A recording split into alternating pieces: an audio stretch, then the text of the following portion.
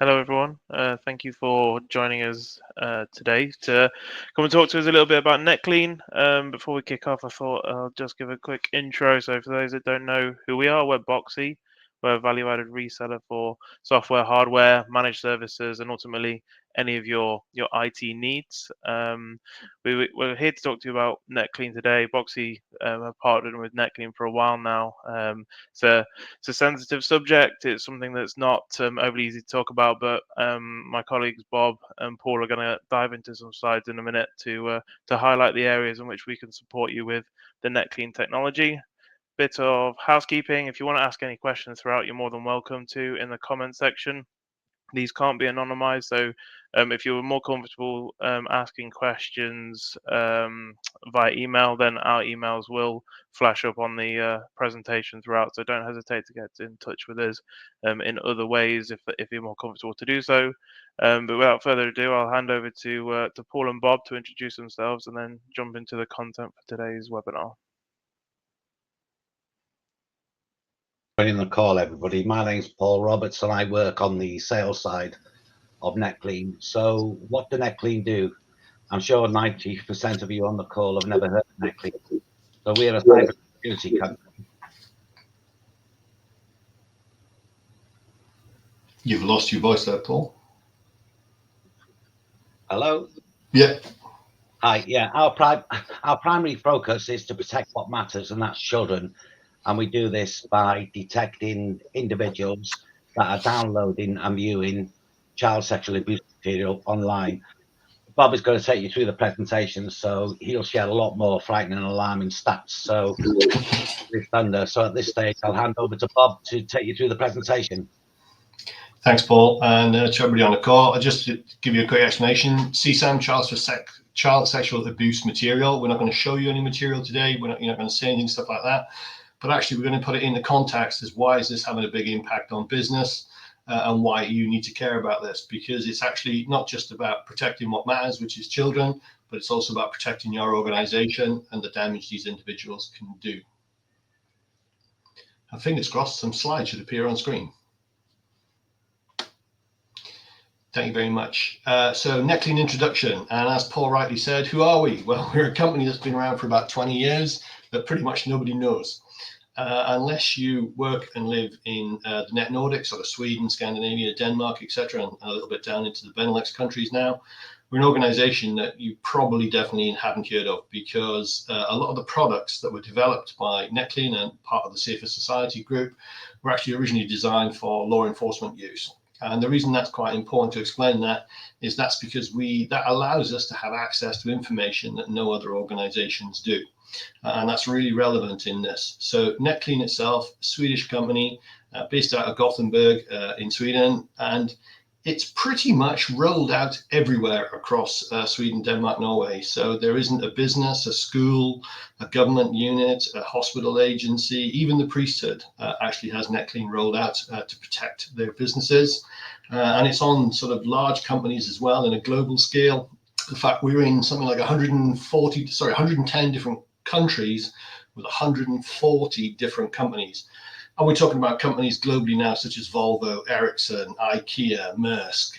So that gives you an inch and a scale. We have something like 3.5 to 4 million endpoint agents deployed, and we are continually detecting compromised assets, and we are continually looking at and mitigating those insider risks that are especially pertinent by those insiders that have an impact on your organization. So let me just move on a slide here. I'm going to do this quickly. So what do we do? Well, we literally, as it says on the tin, uncover overlooked cyber threats. And the reason these are overlooked is because you can't search for something if you don't know about it. And as I said, going back with that symbiotic relationship that we have with law enforcement agencies, with the software that we utilize and we develop for them, it gives us access to the CSAM image database. That's the Child Sexual Abuse Material Image Database. So we don't see the images. The way to think about it is once an image has been identified by law enforcement, it's gone through that whole prosecution cycle, we get the hash, the MD5 hash that goes with that image. The best way to think about of an MD5 hash is like a digital fingerprint, or if you really want to go into it, it's a series of letters and numbers that are unique to that individual image. Because we have access to that database and nobody else does, we were able to develop software that identifies that as a peculiar threat by individuals who are bringing these images into your organizations. So there isn't another security tool that can look at it. There's only us. And we have tens of millions of these hash values. And to put this into context for you, NetMec, which is the American missing children people who also have a great interest in this, they recently gave us their updated file. That was another 8.7 million. So the nature and scale of this is measured in tens of millions to hundreds of millions now. It's not measured in the ones or twos, thousands. That might come as a shock to you, but actually there's a real problem with this material globally at the moment, and this child sexual exploitation and abuse that's been going on, and the images around it are just ever growing on a daily basis. But utilizing our tool, you can identify, investigate, and remediate these risks that go with it, because we do fill a peculiar niche gap. I'm going to hold my hand up here. We do one thing. We only look for images. We're not a silver bullet. We won't fix world poverty, etc., but we are exceptionally good at what we do. And the reason I say that is because there are no false positives, because we're looking for what is a known known. Essentially, we know when we identify it, it means you've really got a problem within your organization, and that there are no false positives for us. And that's quite unusual for a cybersecurity software company to be able to do this. But to put it into context, it's really important that we are accurate, because as you can imagine, making an allegation of this kind against an individual would be very problematic if you didn't do it very well. So why is this really important, and what's changed in the last couple of years, and why is sort of NetClean sort of expanding now? In fact, globally we're going on, it's not just the UK. Well, in 2019, obviously everything changed with COVID, and we started having the hybrid workplace, and we sent an awful lot of people to work from home. That really changed the way things were going on and the way these images were being viewed at. Traditionally, some was done in business, and some was done in your own private PC, laptop, desktop, iPad, whatever, it depends what you want to use at home. And that's what we would call a familiar asset. So it was a shared asset amongst the family, and it was a shared asset amongst your children, your wife, etc. So bearing in mind then that these individuals want to go and look at child sexual abuse material, that's kind of really not something that you want to share with the family. Along comes COVID, and we change the way you work, and the hybrid workplace comes about. So all of a sudden, organizations said to their individual employees, here's a laptop, here's a desktop, whatever equipment they were given, work from home, but remember, don't share the password, don't share this device with your partners, don't share it with anybody else, keep it secure and safe with yourself, and only you are allowed to look at it.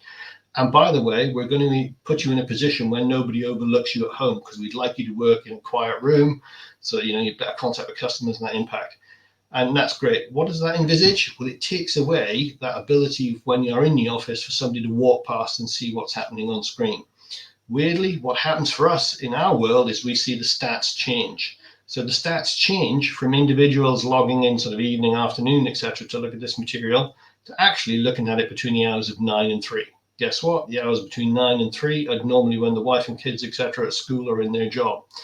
The machines that do it now change from a personal family machine, and they change over into a workplace storage machine. And this is becoming more and more extensive.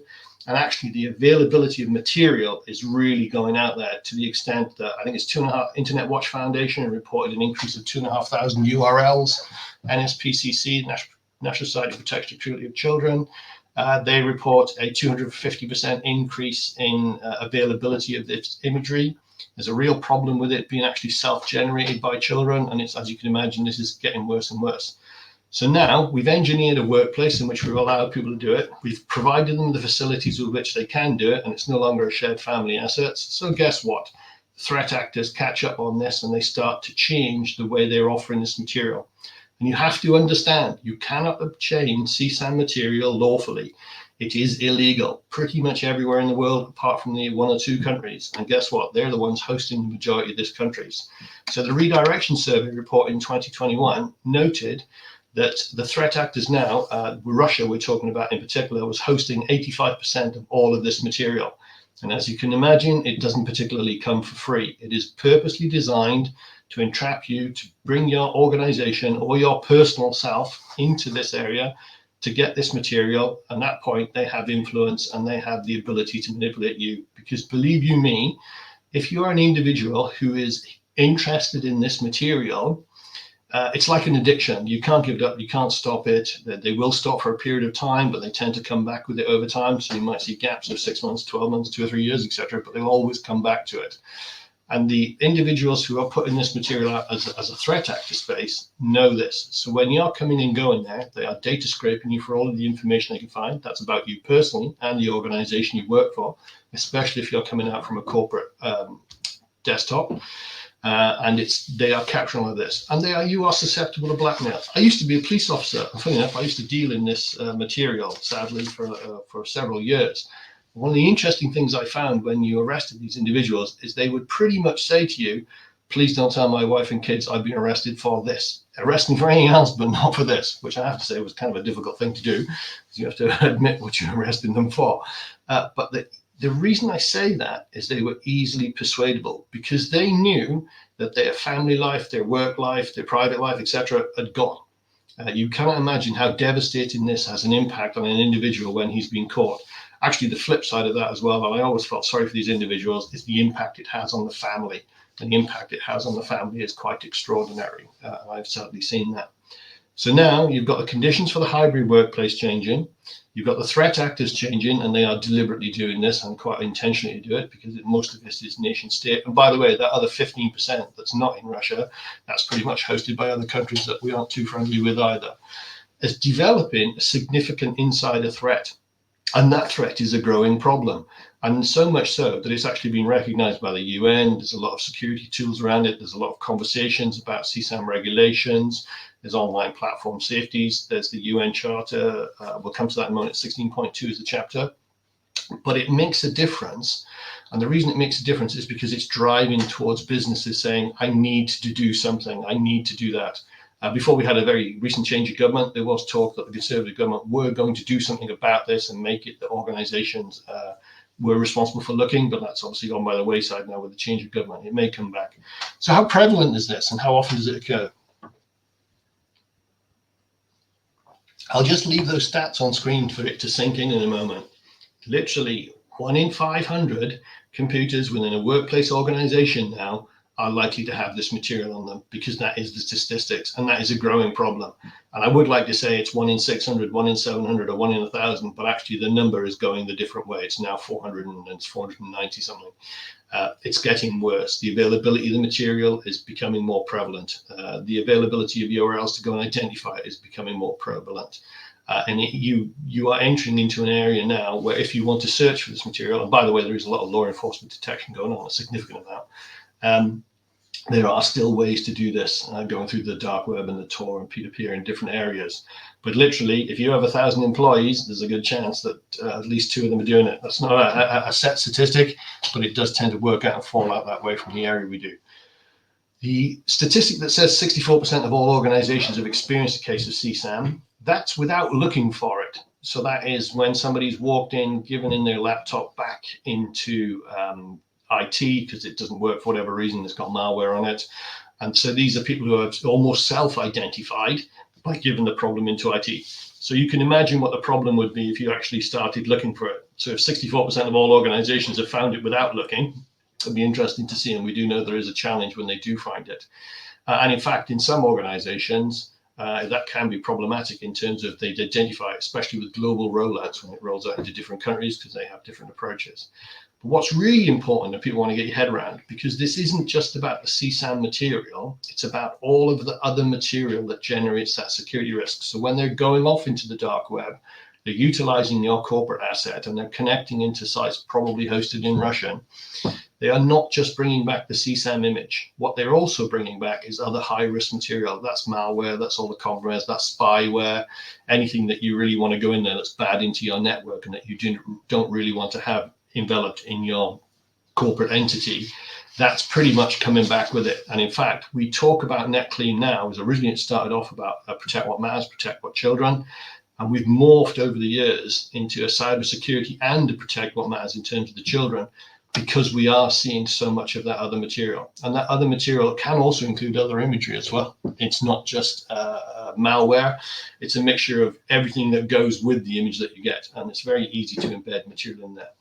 One of the things that really does surprise me throughout the statistics, though, is when we do talk about this, then nearly 60% of all our senior IT leaders, and we're talking CISOs here, CTOs, etc., believe that you can access dark web from their corporate devices. And one thing I want to make clear here, we're not criticizing an organization's security. What we're actually talking about is we're talking about insiders within your organization who are breaking out, and they're effectively tunneling out of your organization. So don't think to yourself, this is NetClean coming along and saying you've got a bad security setup, you've got a bad security structure. What we're here to actually say is you do realize that these individuals are bypassing your security structure. So never think of this as a criticism of the security structure for whatever that setup may be. And the reason I make this, I call this out, is because organizations often think, well, I've got these tools, I've got firewalls, I've got F5s, I've got anti-malware, I've got this, I've got that. Great, you do, and please don't get me, I'm not going to criticize you for that, and most organizations should have it. The trouble you have here is these are individuals with what's known as lawful access, i.e. you give the device to them, you've given them a password, you've given them the logon credentials, and they're effectively abusing that position of trust. And also you need to think that sometimes they aren't actually utilizing the IT services that you provide, i.e. they don't log onto your Wi-Fi, they don't log onto your network, they don't go through your firewalls. They're just using the device effectively as a dead brick. They're connecting into the internet in a different way. They bypassed your OS. There's another way of doing it. If you've got USBs open, you have the ability to boot from a USB stick, and they're doing it that way. We still capture that because we're always on. So please don't think about it as a criticism of your security. And in fact, we do tend to find when there's been an issue, is the HR problem, i.e. I found an individual, what do? Is easy, because that's quite logical, really. You've got an acceptable use policy, you want to get rid of them. What's really difficult, though, is how do you clean up that security vulnerability? And I say that because, I've gone forward 2 slides here.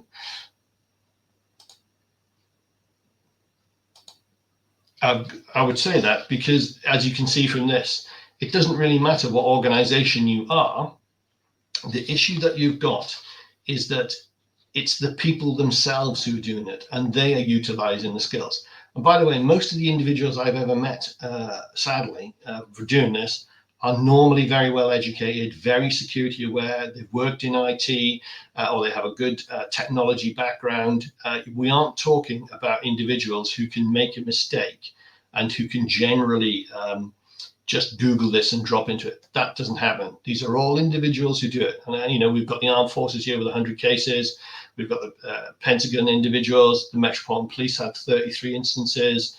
Most schools, most government departments. It doesn't really matter where you are. If you just Google individuals who've been caught for looking at CSAM images, you'll find they're across the spectrum of the organizations. This is just to highlight that areas, even where they think it's good security, then they actually don't do it. One of the good things about this, though, on the risk profile side, is you never get an inadvertent or a negligent finding of this. It's always malicious. It's always a deliberate act. So basically, you can't do a Google search and say, bring me back some images of children because I'm looking for a coat for my little daughter or something, and it brings you back a CSAM image. That does not exist. What exists generally is that they are deliberately doing it. And in addition to that, you never get malicious employees or ex-employees attempting to steal, destroy information. And the reason I say that is they wouldn't want to bring in material into a corporate network that is malicious, that's likely to do them damage. The reason I say that is because you pretty much get to go on the sex offenders register or jail for having these images anyway. So they don't do it maliciously. So it's never inadvertent and negligent. It's not an accidental fine. And funny enough, when I was talking to the FBI on this recently, they too said they've never had a malicious case. What they always see is that it's a deliberate act by the employee utilizing your corporate equipment in order to actually bypass your controls. And as a consequence of that, these individuals and organizations are at high risk of being targeted because of the CSAM searches that they've undertaken. And bear in mind, they're doing this on your corporate network, well, not necessarily corporate network, but on your devices that have been issued to them, which they are then bringing back into the corporate network, which then puts that organization at risk. So as you can see, it's quite a difficult problem to engineer. And as I said earlier, the cleanup when you do find an individual for this, and we've experienced it on a global rollout where it's gone to 130,000 endpoints, is yes, they had an individual problem with some staff members associated with it globally, But that actually was easy to deal with because it took about 3 to 4 weeks to deal with it. If you think about it, you're pretty much going to get reported to the police and sacked. So there's not much out of it. And most organizations have an acceptable use policy. The difficult part for the organizations to deal with, and we used to work very closely with Verizon on this, is it takes months and months to clean it up because you really want to understand. It's not how did this individual do it or why were they interested in CSAM imagery. It was basically how did they bypass the security controls that you have that allowed them to do it. And that's where the security and that's where the cyber risk and that insider threat comes within your organization. So it's in that. So what we are talking about is unique and powerful software and protection because it has no false positives. It's based on fact. We are looking for a known. And as I mentioned earlier, every single image that we have the MD5 hash for, and we only have the hashes, by the way, we never have any images, and which is useful because you don't have to see the images as well. And believe you me, you can't unsee them. Has been verified by somebody within law enforcement. So it's a known and it's factual. And that is good enough. Literally the hash string is good enough to take forward to law enforcement. It's very much real-time detection through that advanced hashing. It's always looking for it. When we talk about it being optimized by photo DNA, we know that every image has yet to be captured on the internet. And we believe we're about 3 to 6 months behind. And if you think about this logically, if you created an image today, well, we wouldn't know about it because it has to be found by some law enforcement agency who then identifies it and gives us the hash. So we're always behind. So when we do get what we call a trigger event, that's the one image that we potentially find, well, sometimes you find more, we then look at 5,000, 10,000 files either side of it. And by the way, that's selected by yourself. And the reason that we do that is because it makes your life easier because that's where you want to find the other associated material. So it is very much an optimized and persistent agent. You can't kill it. You can't do it. It is hidden. However, we do know that if you are admin right, you can kill anything. The only good thing I'll say about this is it immediately reinstalls itself, comes back and tells us. So there are issues to do it. But like anything with IT, you can always get around it.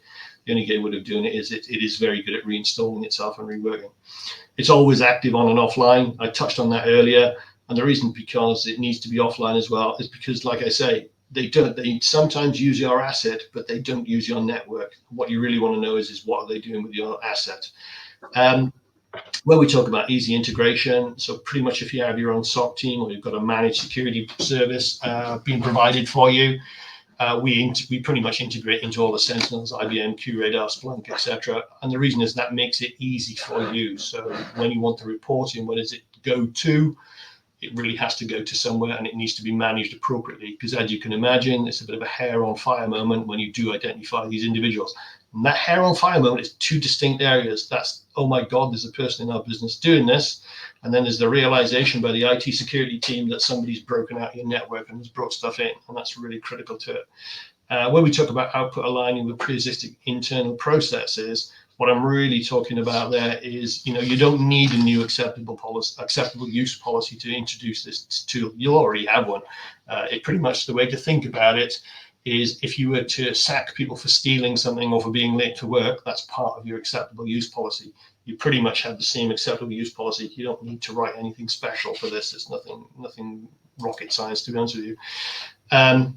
One of the things that we do talk about here is that we do mitigate business critical risks because unless you have our tool, you can't look for it. There isn't another database of these hashes out there that allows you to check this. So it's there.